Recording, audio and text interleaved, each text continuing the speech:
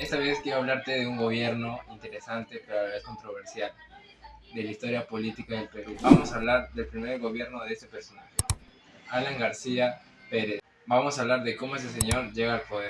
Porque hay que recordar que Alan García estuvo en el poder dos ocasiones. La primera en 1985 hasta 1990. La segunda fue en el 2006 hasta el 2011. Pero no nos vamos a centrar en el segundo gobierno, sino en el primero. Alan García entró al poder con la mínima edad, que es 35 años. Nació el 23 de mayo de 1949. Su nombre completo es Alan Gabriel Ludwig García Pérez. Él fue un abogado y un gran orador. El partido político con el cual postuló a la presidencia fue el partido Alianza Popular Revolucionaria Americana. Su famosa frase, por el cual hay que mencionarla: mi compromiso es con todos los peruanos, decía el gran orador Alan García, cual era discípulo de Víctor Raúl Aya de la Torre.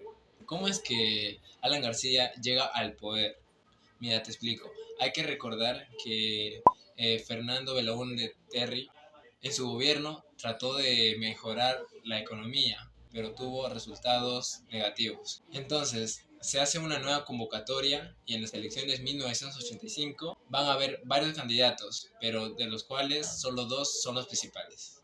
Alan García, con un partido histórico. Estoy hablando del partido político APRA y su rival, Alfonso Barrantes, cual se iba a postular con su partido Alianza Unida. Alfonso Barrantes era un gran orador y también tenía mucho floro, pero no tanto como Alan García, ya que Alan García en esa época representaba a la juventud, porque Alan García en sus conferencias decía que iba a mejorar el país sin necesidad de armas, o sea, que iba a haber democracia y lo que tú decías, Alan García lo iba a tomar en cuenta, o sea, es decir, que iba a ser un gobierno moderno para la época. Bueno, en las elecciones 1985, Alan García logra 53% de votos, pero de ellos solo 46 eran válidos. Y Alfonso Barrantes logra 21% de votos válidos. Entonces, en las leyes de ese entonces decía que el ganador debería superar el 50% de votos válidos, pero como Alan García lograba con 46% de votos válidos, entonces obligaba a ir a una segunda vuelta. Entonces, en la segunda vuelta parece que Alan García embruja a Alfonso Barrantes, ya que en la segunda vuelta, ¿saben qué hizo Alfonso Barrantes? Simplemente renuncia. No quiso pasar a una segunda vuelta y dijo, no, yo no quiero pasar a una segunda vuelta porque yo tengo confianza en que el joven Alan García gobernará muy bien este país. Es por eso que Alfonso Barrantes dejó que el APRA ganase esas elecciones.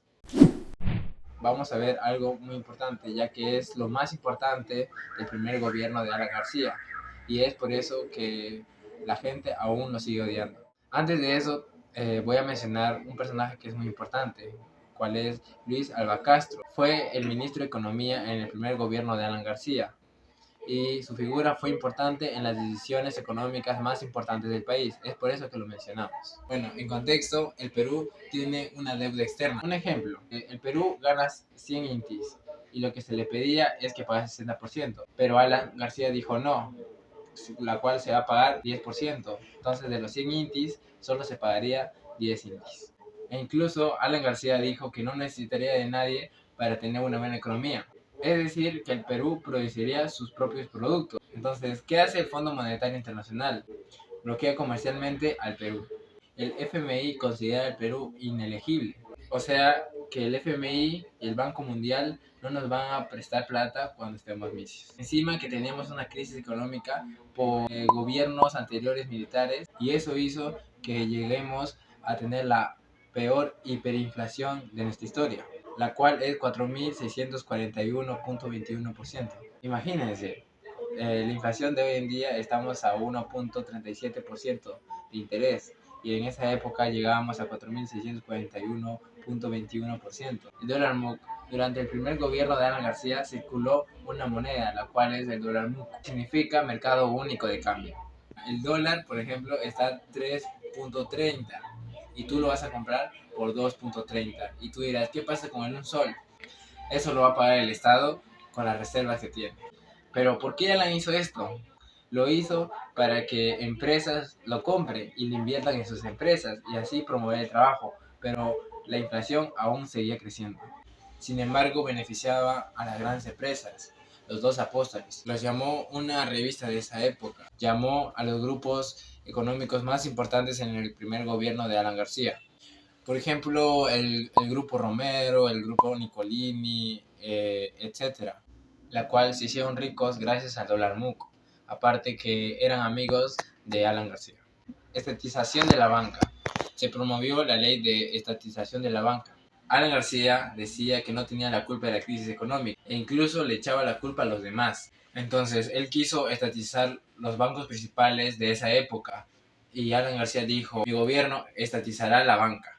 Además, iba a controlar a los bancos privados, la cual Alan García sospechaba de que los bancos y los bancos privados eran los principales responsables de la crisis económica. Automáticamente, mucha gente y sobre todo los bancos salieron a protestar. Las personas decían que era un dictador, que era un estatista. Producto de esto, se formó un movimiento independiente, la cual era liderado por el famoso escritor Mario Vargas Llosa. Se transformó en el partido Frelimo. Encima, Mario Vargas Llosa tiene un libro sobre esto, la cual se titula El pez en el agua. Ahora sí, vamos a hablar de las obras más importantes que hizo Alan García. Vamos a hablar del famoso tren eléctrico, la cual es una payasada porque Alan García solo construyó las riendas y como más o menos 2 estaciones. ¿Quién pagaría para ir 2 estaciones de aquí a un lado?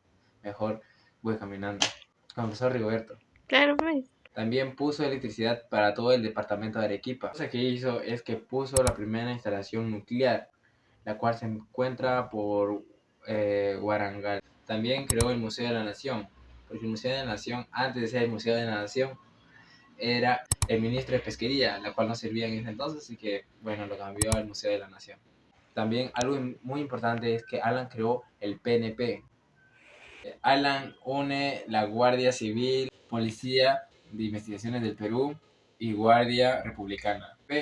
Porque estaba buscando algo para controlar el terrorismo de esa época. También creó los distritos de Los Olivos y Villa María, porque en ese entonces Los Olivos era parte de Comas. Entonces, bueno, solo los separó. Ahora pasamos a los acontecimientos. Ante la inflación se creó el pan popular, la cual se llama pantolete. Estaba hecho de una harina menos refinada que el pan francés. Es por eso que para esa crisis económica salía bien comprar ese pan.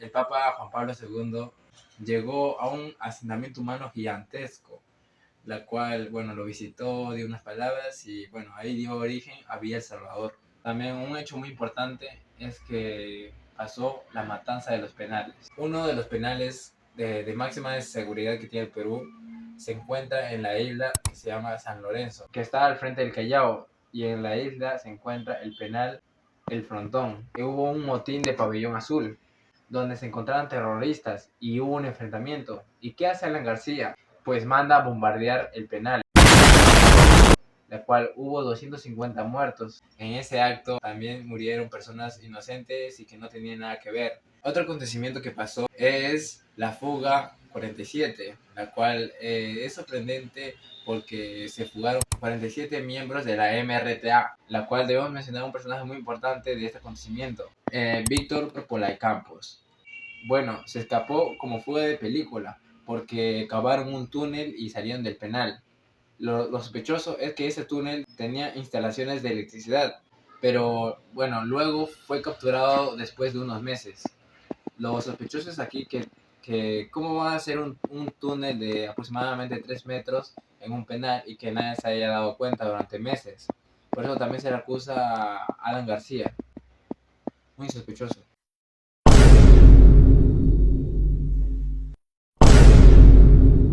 El primer gobierno de Alan García puso las primeras ministras, por ejemplo, Mercedes Cabanillas, que era ministra de Educación, como también Hilda Uriza, la cual era ministra de Salud.